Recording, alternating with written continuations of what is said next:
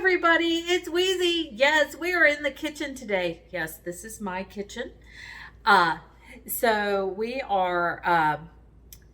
going to be doing three things in one video.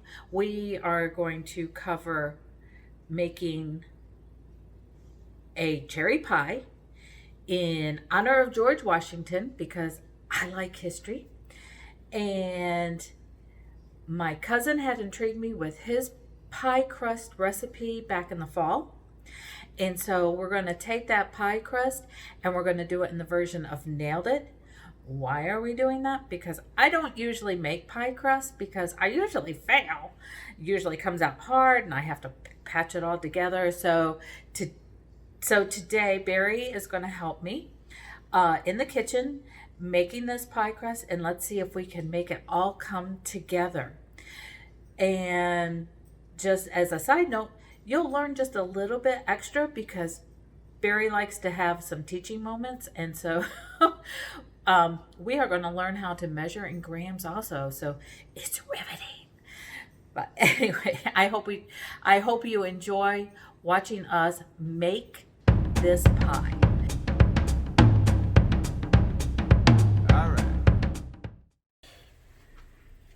Okay, so we're going to confirm the measurements that were given in grams of flour to actually see how much that is in cups. So we have our scale set for grams. So we're putting on our measuring cup and empty. Now we'll tear that out.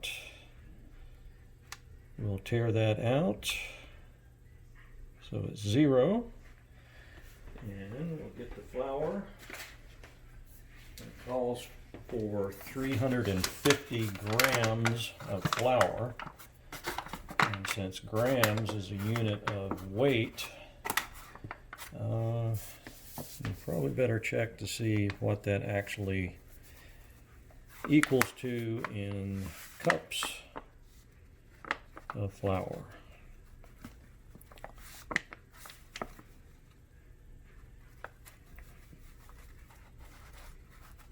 How many grams again?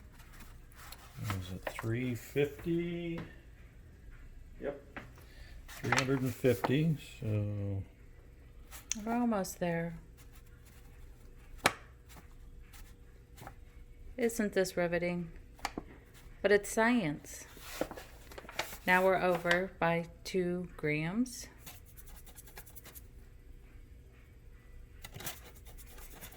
There we go, 350 grams of flour. Okay, now shake down the container so we can see how many cups. See what we have here. And that is about 2.5 to 2 2/3 cups of flour. Okay. So we're a little light on the flour add. Why this is, we're using the paddle attachment on the mixer and add the lard. So we have lard, we have butter, water, and some vinegar here.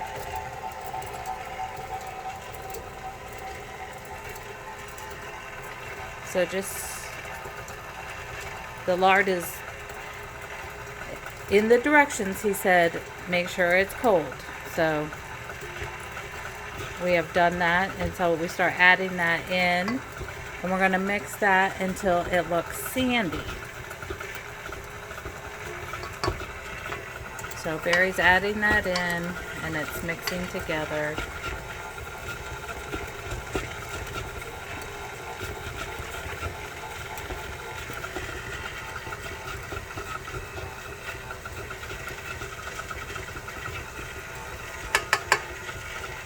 And that was 8 tablespoons of lard.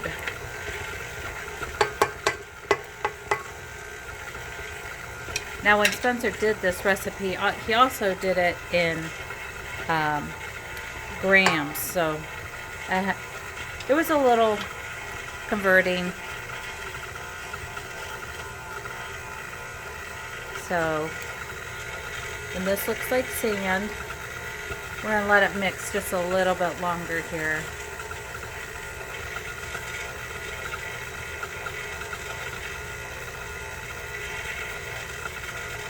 This is a lot easier. There's other ways that you can do this. You can do this using a wire whisk. Also to get to this place, but this is a lot easier because it's going to save you a lot of strong arming that cold lard.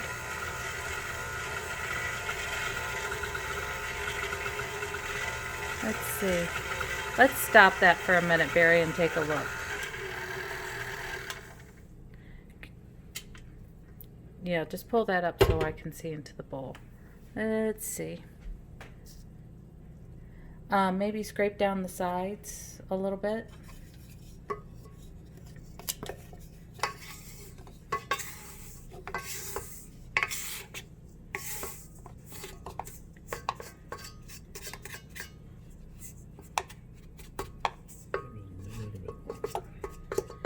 We're going to do this just a little bit longer.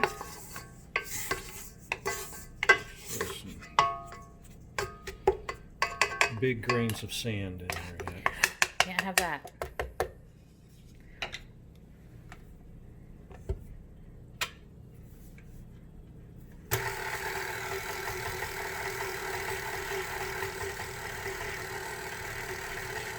Let that roll just a little bit longer.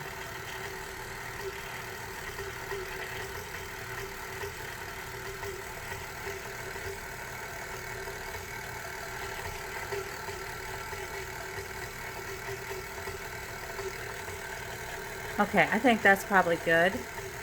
So now you can start adding we have 12 tablespoons of butter. This was easy because this you can just do, you go and you buy your sticks of butter, unsalted butter, and you put that into the mixture. The measurements are right on the stick, so you just kind of cut it up into chunks so it easily blends into the flour mixture. And once all the butter is incorporated, it's going to form clumps about the size of almonds is what we're looking for.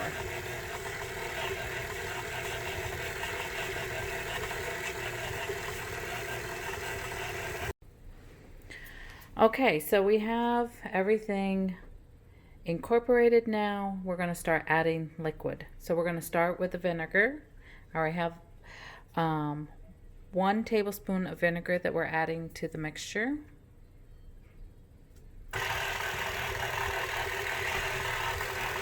The recipe calls for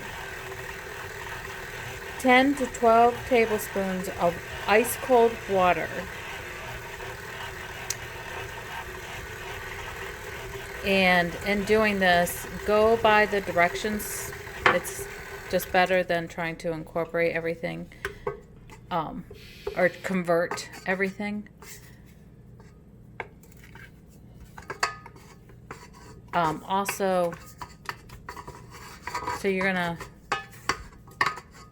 have to keep fiddling with this, as you can see. Okay, so now we're going to take some of the dough out of the bowl, about half the bowl or half the dough.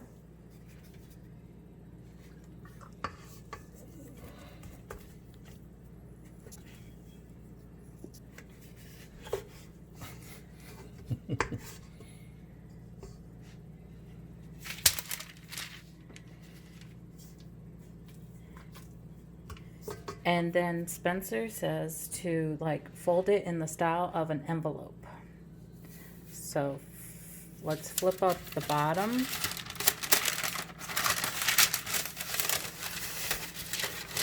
Fold it over. Yeah, let's.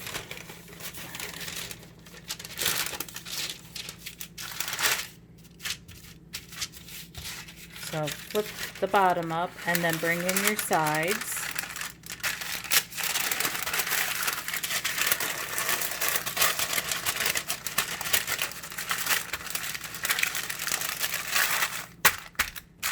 And let's place that in the freezer. Go ahead and put that in the freezer. Freezer? Sure. Or in the refrigerator.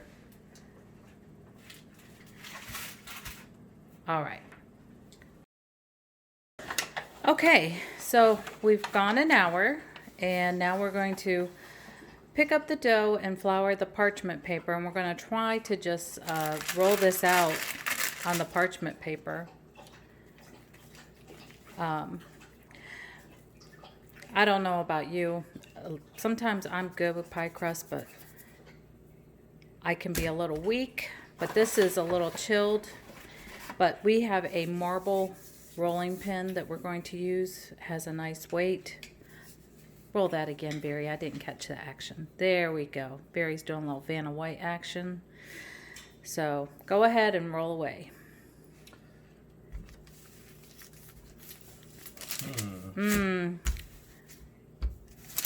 If this doesn't work, we're going to switch over to a silicone mat that will probably stay.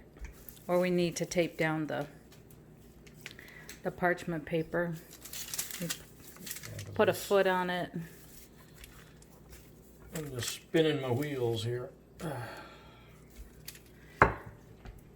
All right, we're going to come back once we get this rolled out.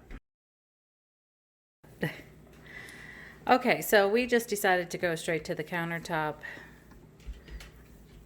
And so now you have granite and marble working together. Whoops. Whoopsie. Not making it very uniform. I've never made a uniform pie crust. That's why I a lot of times buy the ready-mades. But, you know, my cousin put this out. He actually teaches a class on this down in Florida at the library with he works. But anyways, Barry has nice strong arms. You don't need strength for this. Only to pick it up.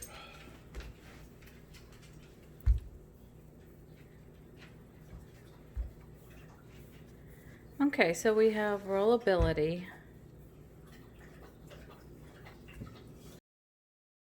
Roll it onto the roller trick. That works. Well, to be determined. Is it somewhere? Maybe try it? Yeah. Alright. Clean the dough off of this.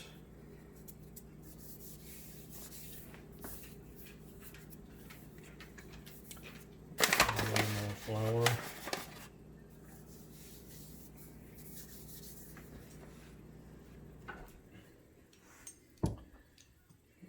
And we'll see. Very carefully. Something might have stuck to the counter by now. It's another reason I like to use parchment paper underneath. So if I was to do the parchment paper again, I would tape it down. And if I say that too many times, I'm sorry.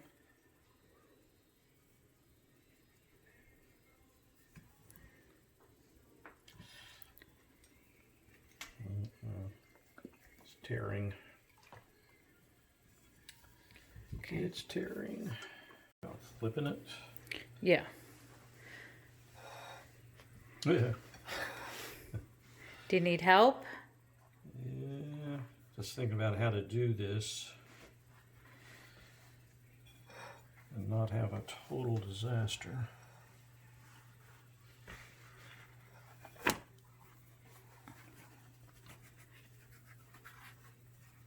Well, we got it into the pie plate. Spencer, you'd probably be laughing at us. But it's okay. Look at that.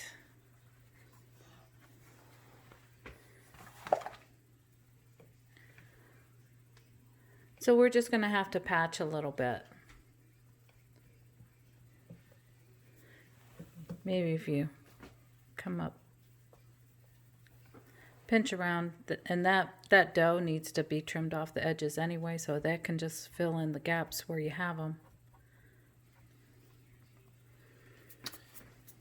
Knife.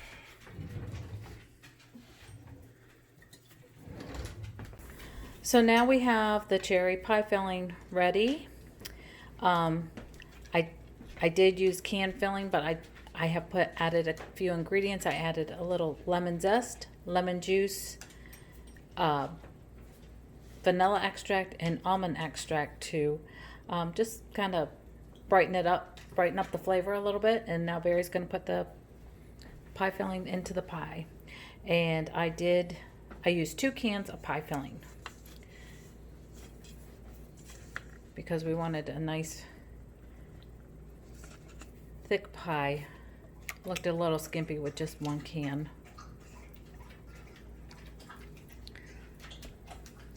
Like I said, I was gonna make the pie filling, but it was $12 for just the bag of cherries. And they had called for tart cherries, and they were sweet cherries, and that was a lot of money to have failure, so total failure. And he did make that pie crust look really pretty. He got it all the way around the edge. We did do a little patching, but you know, that's just what life happens in life. So the next time we will finish showing you, a little see. So this is how our pie turned out. I just took it out of the oven. Other than the bubbly goodness of the cherry coming up through some cracks that formed in the crust, I would say it looks like a darn good pie. We'll test it and let you know. Action. So we're cutting into the pie now to see how it turns out. It's pretty dense. Got some weight to it. I did put 2 cans of cherries in there. So the pie crust is crumbly. It comes out. Oh, look at how pretty. Little oozy.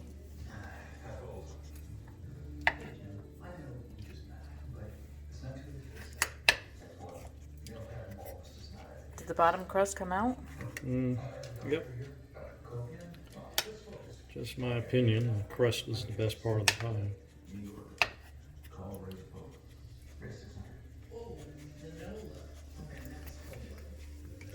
It ain't Martha Stewart pretty, but it's... My pies never Very turn good. out Martha Stewart pretty. It's always the first piece is the hardest one to get out.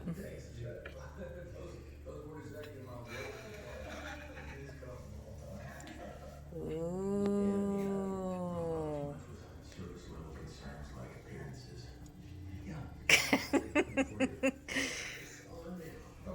Let's try it out, Barry John.